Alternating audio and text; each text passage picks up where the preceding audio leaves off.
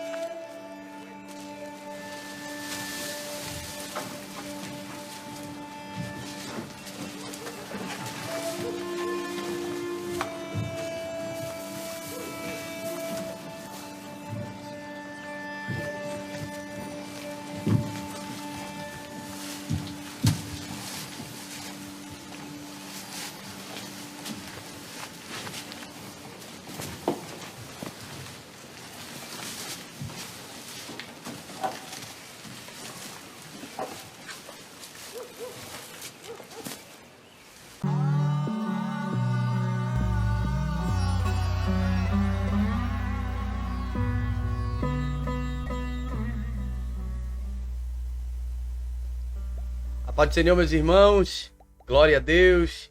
Quero desejar a você uma noite abençoada na presença do Senhor.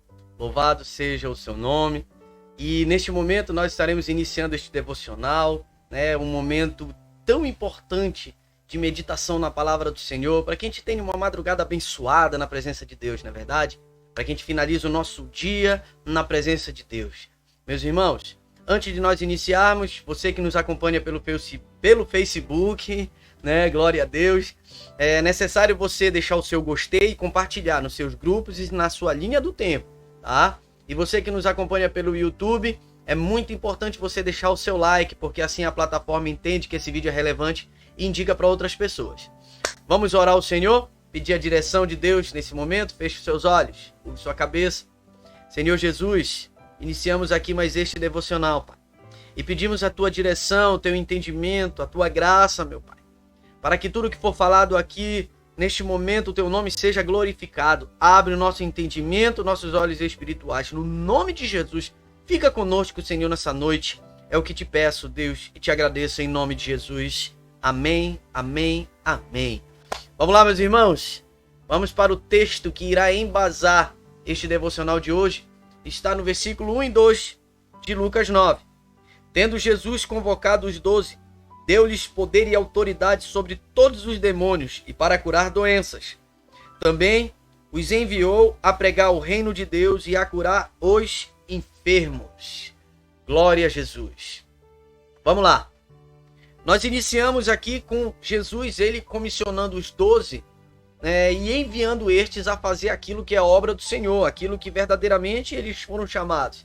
Vamos dizer que isso seja um estágio para eles, para aquilo que viriam, E eles saíam de cidade em cidade, de casa em casa, pregando o evangelho, curando, ali libertando, E Jesus, ele falou no versículo de número 4, na casa em que vocês entrarem, fiquem ali até saírem daquele lugar.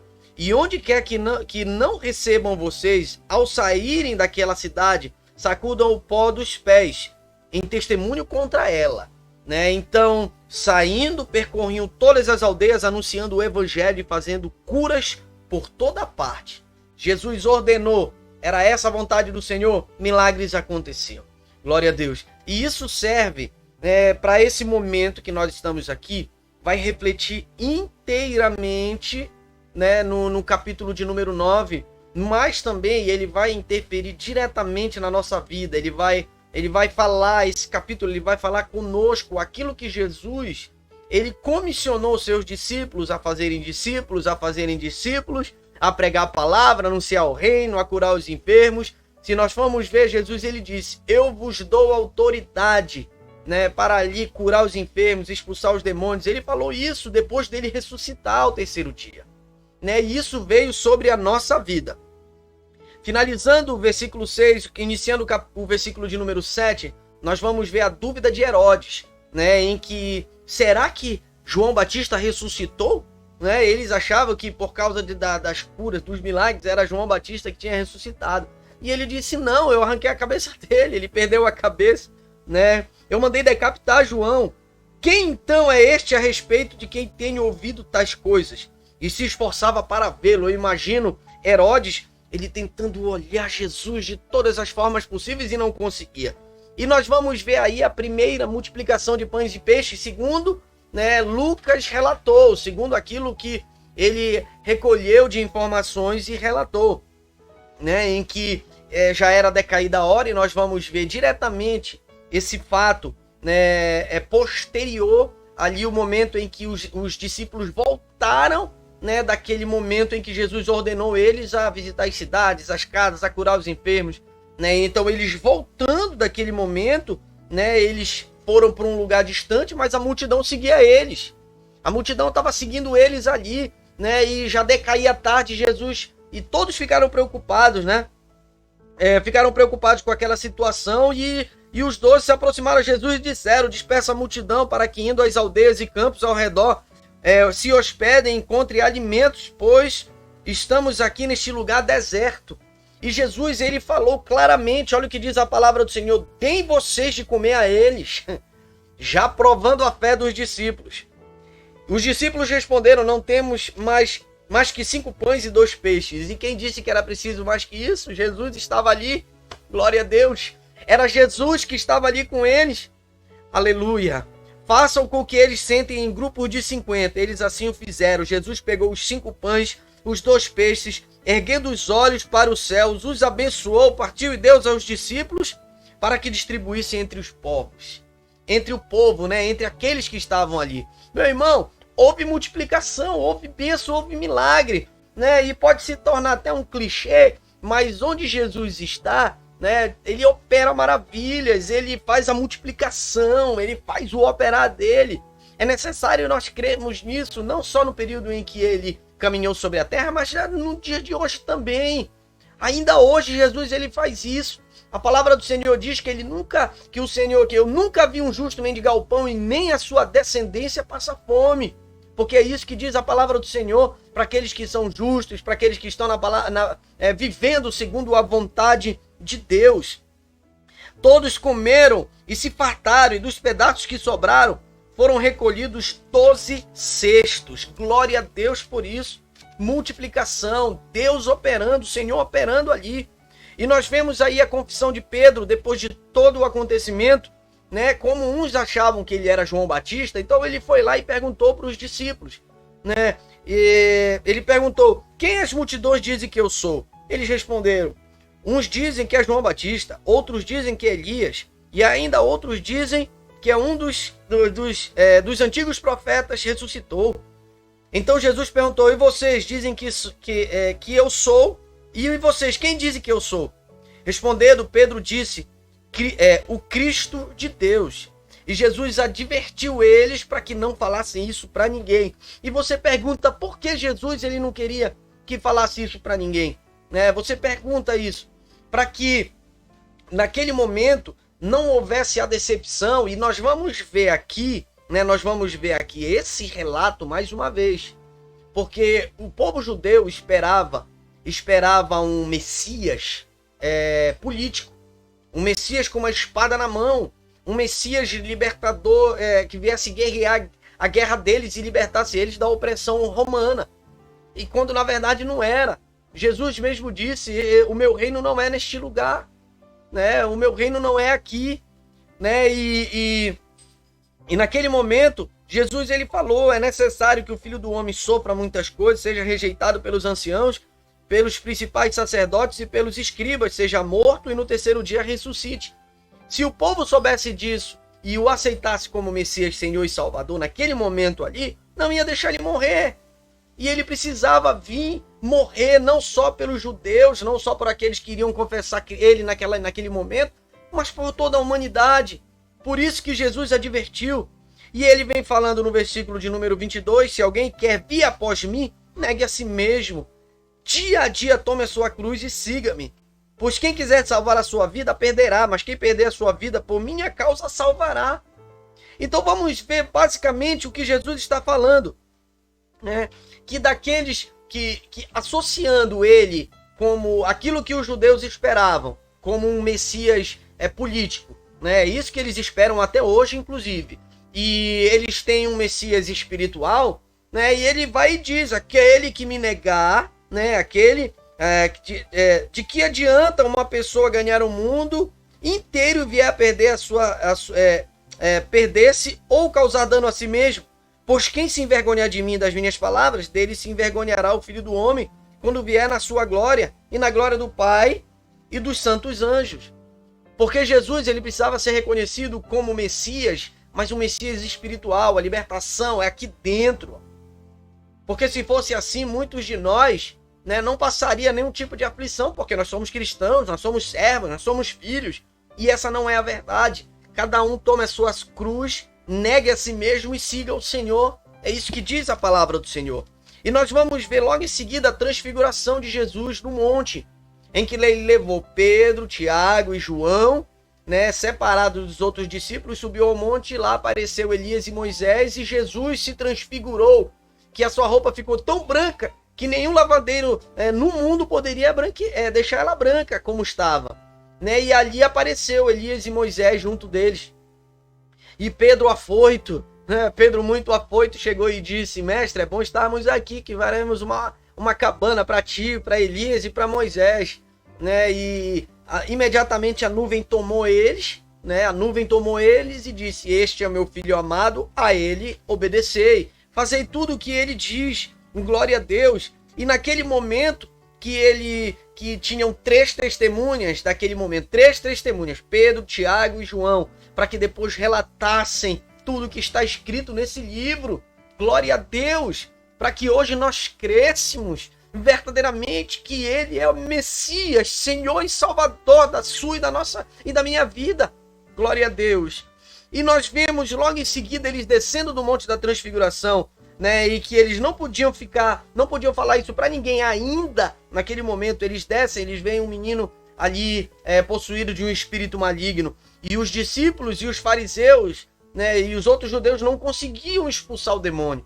Não conseguiam purificar aquele menino, libertar aquele menino, né? E Jesus, indignado, diz: ó geração incrédula e perversa, até quando estarei com vocês e terei que aguentá-los? Traga seu filho aqui, né? E ali aproximando, ele foi lá, Jesus, e expulsou esse espírito maligno que estava nesse jovem, né? E curou ele, e todos ficaram maravilhados com a majestade de Deus. Olha o que Lucas relatou. Todos ficaram maravilhados com a majestade de Deus. Aquilo que eu falei anteriormente. Eles tinham que crer num Messias espiritual. Eles tinham que crer num Messias libertador da alma. Eles não tinham que crer em um Messias político que vinha guerrear, né? Senão Jesus ele não tinha falado ali para Pôncio Pilatos: olha, nenhuma autoridade não te seria dada se não viesse do alto. Mas aquele que me entregou a ti, pior pecado tem. Maior pecado tem, né? Então Jesus ele é até hoje um Messias libertador da alma. É isso que diz a palavra do Senhor para nós, para tua vida e para minha vida. E novamente Jesus ele prediz a sua morte, glória a Deus. Eles porém não entendiam quando Jesus ele falava, né, que o Filho do Homem está para ser entregue na mão dos homens. Eles não entendiam. Por que eles não entendiam? E lembre que mais atrás eu falei que seria repetido aquilo que eles esperavam. Eles não entendiam que Jesus ele iria morrer, porque eles esperavam um Messias que iria guerrear. E não é assim. Eles não tinham entendido que tudo que foi escrito no Antigo Testamento seria para que se cumprisse no período deles. E que hoje nós vivêssemos em liberdade espiritual, servindo ao Senhor, né? Então o que ele diz? O que diz o versículo 45? Eles, porém, não entendiam isso, e lhes foi encoberto para que não compreendessem, e temiam fazer perguntas a Jesus a respeito desse assunto, porque eles não compreendiam mesmo. Era algo obscuro a eles. E nós vemos aí, né, mais um relato daquilo que eles, pelo fato deles não entenderem, mas eles lá na frente iriam compreender, surgiu uma discussão entre eles sobre qual seria o maior. Aí o que Jesus faz?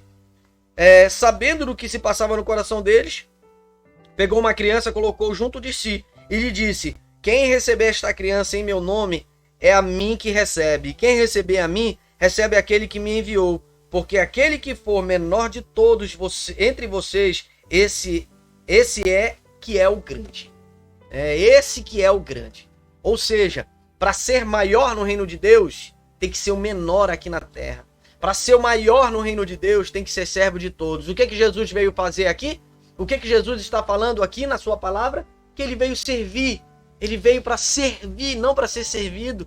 Lembre no momento da Santa Ceia que ele lavou os pés dos discípulos. Se eu sou mestre e senhor, né, e estou fazendo isso, façais o mesmo a todos. Servir uns aos outros. Considerai os outros superiores a si mesmo. É isso que diz a palavra do Senhor. Aí nós vamos ver mais um relato, né, em um momento muito delicado da palavra do Senhor, em que João tomou a palavra e disse: Mestre, vimos certo homem que expulsava demônio em seu nome, mas nós o proibimos de fazer isso, porque não segue conosco. Olha só, eles não conseguiam fazer, lembra do Monte da Transfiguração, em que os outros discípulos não conseguiram expulsar o demônio daquele jovem? Né? Então, eu não consegui expulsar, ninguém mais vai fazer, porque esse não caminha conosco. E ele estava fazendo, né? Ele expulsava demônios em seu nome, mas nós o proibimos fazer isso, porque não segue conosco. Mas Jesus lhe disse: não proíbam, pois quem não é contra vocês é a favor de vocês. Né? Então quer dizer, no momento em que você não consegue fazer, mas ninguém pode fazer, né? Então o que isso se chama? Chama-se inveja. Eles estavam ali invejando um homem que pela fé em Cristo estava expulsando demônios, né? Estava expulsando ali, libertando outras pessoas. Não, aqueles que não são contra nós são por nós. Então quer dizer, ele estava trabalhando para o reino de Deus, né? Ele estava trabalhando, e nós vemos no versículo de número 51, Jesus entrando, né, numa aldeia samaritana, e enviou os discípulos à frente, porque eles tinham que ir para Jerusalém, eles iam passar ali no meio. E eles foram proibidos de atravessar. E olha o que a arrogância dos discípulos naquele momento gerou. Senhor, quer que mandemos descer fogo do céu para os consumir? Mas Jesus, voltando-se, os repreendeu e seguiram para outra aldeia. Ou seja, não é por força nem por violência, é pelo próprio Senhor, é pelo próprio Espírito Santo que outros serão convencidos. Glória a Deus. É pela ação do próprio Espírito Santo. Louvado seja o nome do Senhor. E nós vamos ver mais lá adiante, né? Nós vamos ver ali um encontro de Jesus com uma mulher samaritana. E Jesus ficou 2 dias em Samaria pregando para vários samaritanos, né? Então vai chegar a hora deles. Jesus, não faça isso, vai chegar a hora deles. Vai chegar o momento deles para a glória de Deus, né? Então Jesus põe à prova os que querem segui-los. E aí vai refletir todo o capítulo de número 9 neste exato momento. E aí vai interferir diretamente na sua vida e na minha vida. O que diz? Enquanto seguiam pelo caminho, alguém disse a Jesus: vou segui-lo para onde quer que o Senhor for. Mas Jesus lhe respondeu: as raposas têm suas tocas e as aves do céu têm os seus ninhos, mas o Filho do Homem não tem onde reclinar a cabeça.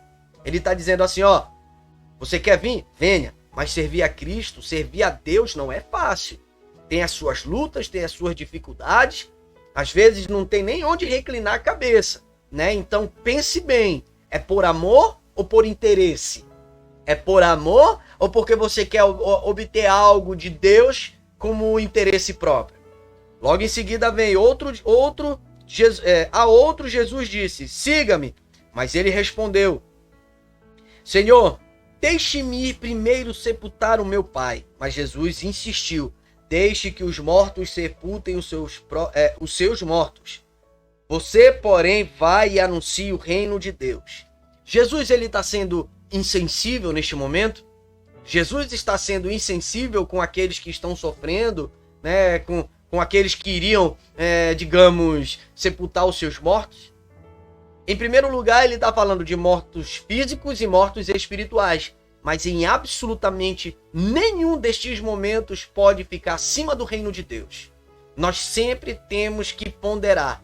Vai atrapalhar a obra? Vai atrapalhar o reino de Deus? O que eu for fazer vai comprometer o andamento da obra? Aí eu tenho que analisar. Analisei isso? Amém. Se não vai atrapalhar, vou lá. Se não, eu tenho que deixar por segundo plano, para segundo momento. Amém? Outro lhe disse: Senhor, quero segui-lo, Mas permita que antes disso eu me despeça das pessoas da minha casa. Mas Jesus lhe respondeu: ninguém que põe a mão no arado e olha para trás é apto para o reino de Deus. Não é que Jesus estava sendo insensível naquele momento com aquele que disse que queria se despedir dos seus. O reino de Deus é prioridade na sua vida e na minha vida.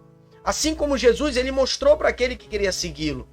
O reino de Deus, ele é a prioridade em tudo. Então nós vemos no capítulo 9, louvado seja Deus, aquilo que iniciou com Jesus instruindo os 12 a pregar, libertar, curar. Não é verdade? Nós vemos isso no início do capítulo de número 9.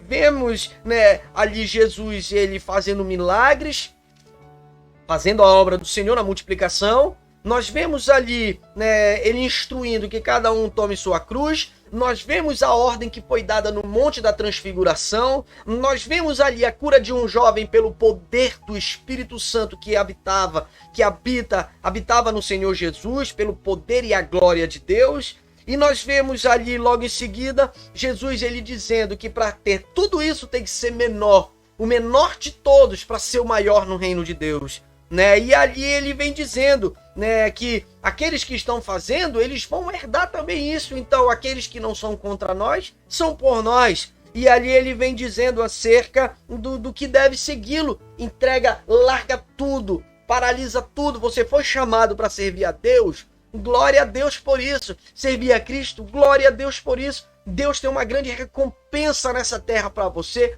e por fim a vida eterna. Glória a Deus, Jesus ele tem bênçãos para você e por fim a vida eterna. Louvado seja o nome do Senhor. Não é que você tem que largar trabalho, né? Se bem que alguns, né, em particular, têm um chamado diferente. Mas que em todo lugar que você tiver, a prioridade é o reino de Deus. Em qualquer lugar que você tiver, que você passar, que você caminhar, a prioridade é o reino de Deus. Foi para isso que você foi chamado. Os discípulos foram chamados para isso. Louvado seja o nome do Senhor, para que hoje nós aprendêssemos que onde nós estivermos, a prioridade sempre vai ser a obra do Senhor, o reino de Deus. Isso é para servo, isso é para filho, isso é para aquele que crê em Cristo como seu Senhor e Salvador. Glória a Deus. Aleluia. Finalizamos aqui o capítulo de número 9 de Lucas. E eu peço a você que fique com essa palavra no seu coração, porque isso é tremendo para a sua vida e para a minha vida. Para que você finalize, né? Para que você finalize o seu dia, né?